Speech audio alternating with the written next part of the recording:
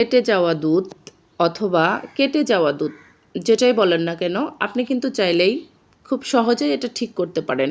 অনেক সময় দেখা যায় যে চিনি অথবা গুড় এই দুটোতে সমস্যা থাকলে কিন্তু দুধটা ফেটে যায়।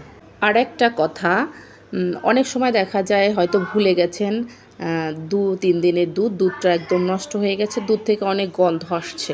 ওই দুধটাও ঠিক করা যাবে, কিন্তু ওই দুধটা ঠিক করলে কিন্তু স্বাস্থ্যসম্মত হবে না। ওটা খেলে কিন্তু অসুস্থ হতে পারেন। ভুলেও ওই দুধটা খাবেন না, ওই দুধটা ফেলে দিবেন। চিনি অথবা গুড় এই দুটো দেওয়ার কারণে যে দুধটা ফেটে গেছে আর কি, অল্পক্ষণের জন্য সামান্য ভুলের জন্য ফেটে গেছে, ওই দুধটা ঠিক করবেন। এটা হচ্ছে আমাদের ফেটে যাওয়া দুধ। আমরা সামান্য একটু চিনি দিয়ে দিব। আগে যখন মা চাচিরা দুধের পিঠা বানাতো তখন দুধ গুড় একসাথে জাল করলেও কিন্তু ফেটে যেত না। এখন ফেটে যায়, গুড় অথবা চিনিতে এখন অনেক সমস্যা থাকে যার কারণে ফেটে যায়।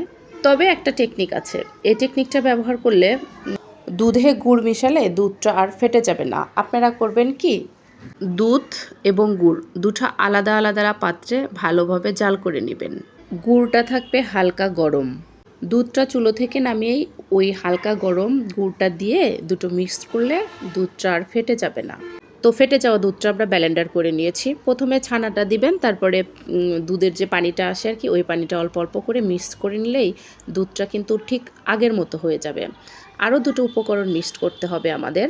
এই দুধটা যে ফেটে গিয়েছিল, ব্লেন্ডার করে যে আমরা দুধটা ঠিক করেছি, কেউ কিন্তু বুঝতেই পারবে না। দুধের পিঠা তৈরি করার সময় দুধে গুড় দেওয়ার সাথে সাথে যখন দুধটা ফেটে যায়, এই ফেটে যাওয়া দুধটাও কিন্তু এইভাবে ঠিক করে নিতে পারবেন। তারপর জাল করে পিঠাগুলো ভিজাবেন।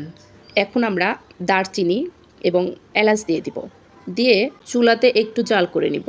একটু জাল করে নিলেই এখান থেকে কোনো ধরনের গন্ধও আসবে না। আর হালকা চিনি মিক্স করার কারণে দুধটা খেতে কিন্তু অনেকটাই ভালো লাগবে। অসংখ্য ধন্যবাদ ধৈর্য ধরে ভিডিওটা দেখার জন্য। ভিডিওটা ভালো লাগলে লাইক, কমেন্ট এবং চ্যানেলটি সাবস্ক্রাইব করে পাশে থাকবেন।